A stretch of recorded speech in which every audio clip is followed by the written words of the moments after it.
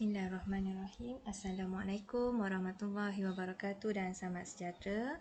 Okeylah murid-murid. Baik, kita masih lagi dalam bab 9 bagi subjek matematik tingkatan 2 iaitu laju dan pecutan. Pada video cikgu sebelum ini, cikgu dah terangkan 9.1.1 berkenaan dengan laju. Okey, kita dah lihat apakah itu rumus laju. Perubahan ataupun kadar antara jarak bahagikan dengan masa. Okey, jarak bahagi masa.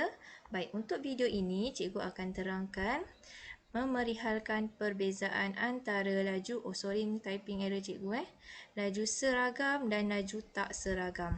Okey, laju seragam. Okey, typing error cikgu kat sini seragam bukan searagam. Okey, dan juga laju tak seragam. Standard pembelajaran 9.1.2. Okey, apa itu laju seragam dan juga laju tak seragam? Okey, kita perhatikan kat sini. Okey. Baik, sebelum tu kita ulang kaji dulu. Okey, laju, perumus laju, kadar antara jarak bahagikan dengan masa. Okey. Kalau jarak unit meter, masa dia unit saat, jadi meter per saat. Kalau jarak dia unit kilometer, masa dia unit minit, jadi ataupun masa dia unit jam, kilometer per jam. Ini unit-unit yang biasa yang kita guna. Okey, meter per saat, kilometer per jam, unit dia Okey, jadi kat sini cuba kita perhatikan apa beza antara laju seragam dan juga laju tak seragam. Baik, kalau kita lihat sini, guli A dan guli B.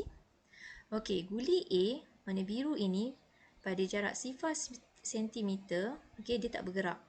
Kemudian selepas 1 saat, dia bergerak 2 cm. Dia kulit lagi, lepas 2 saat kemudian 4 cm. 6 cm jarak dia, dia dah jadi 3 saat. 4 saat kemudian, jarak dia dah 8 cm. Begitu juga dengan guli B. Okey. Dia mula dengan 0, 1 saat pertama, jarak dia 2 cm. Kemudian 2 saat yang kedua, 3 cm. Okey, saat yang ketiga 5 cm dan saat yang keempat dia dah 8 cm. Jarak yang sama iaitu 8 cm bagi pergerakan guli E dan guli B. Cumanya, walaupun jumlah jarak yang sama, dia berubah-ubah, dia berbeza-beza. Kalau kita tengok graf kat sini, okey, untuk 1 saat yang pertama 2 cm. Okey, nampak tak dia seragam kat sini? Cantik je graf dia. Tapi untuk guli B, dia berbeza-beza. Dia tak lurus semacam graf bagi guli A. Jadi kat sini, kita boleh cakap kat sini, guli A bergerak dengan perubahan jarak yang sama.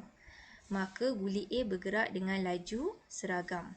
Kalau guli B ni, dia bergerak dengan perubahan jarak yang berbeza. Jarak dia perubah, walaupun jumlah dia sama, 8 cm, 8 cm, tapi perubahan dia, setiap saat itu, perubahan jarak dia berbeza. 2, 3, 5, yang ni 2, 4, 6. Okey, jadi kat sini berbeza. Maka guli B ni bergerak dengan laju tak seragam. Okey, apa kesimpulan kat sini?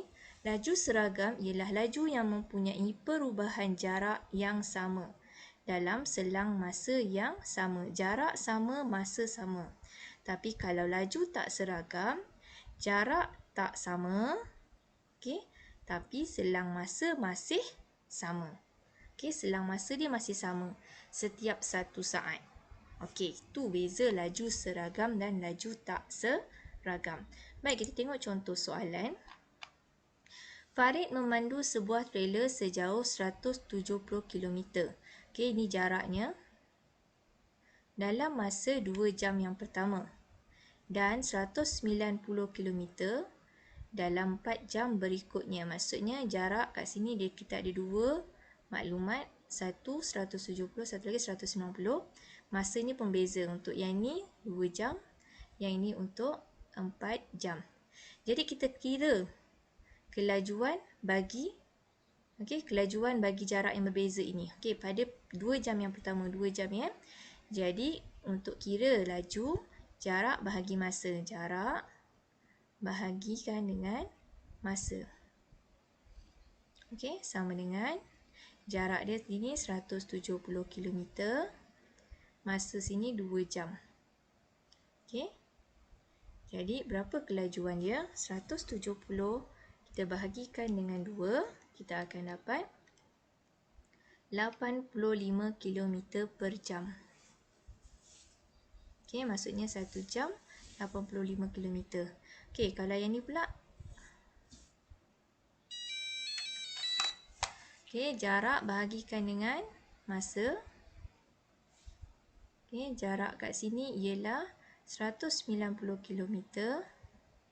Kita bahagikan dengan 4 jam. Maka kita akan dapat kat sini 190 kita bahagikan dengan 4. Kita akan dapat 47.5 km per jam. Okey. Jadi maka kelajuan trailer tersebut adalah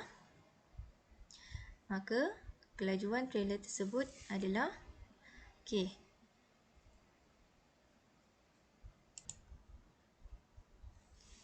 Tidak seragam. Kenapa tidak seragam?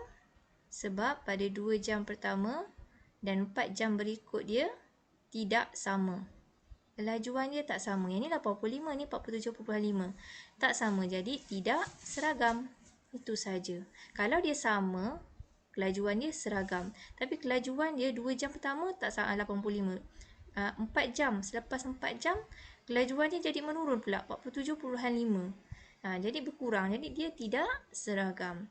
Okey, kita tengok contoh yang keempat. Encik Mahesh memukul bola golf dari tiang P. Okey, tiang P di sini bola. Ke tiang S. Sampai ke sini. Melalui tiang Q dan tiang R. Kelajuan bola, okey, dia tanya, adakah kelajuan bola golf itu mempunyai laju yang seragam? Okey, untuk kita pastikan bola ini bergerak dengan laju seragam antara titik P ke Q, Q ke R, R ke S seragam ataupun tidak, kita kena kira kelajuan setiap titik ini, setiap tiang ini. Okey, katakan yang pertama dulu, kelajuan dari bola dari P ke Q. Okey, kita kira dulu laju dia. Laju jarak bahagi masa 40 meter bahagikan dengan 2.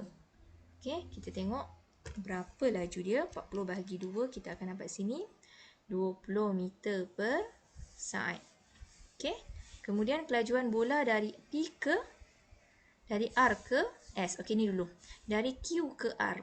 Ni dari Q ke R, jarak dia ialah 70 meter.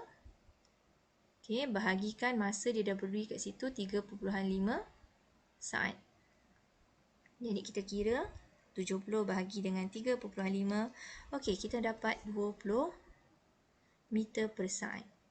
Okey, kelajuan bola dari R ke S, okey, jarak dia 60 meter. Kita bahagikan dengan 3 saat.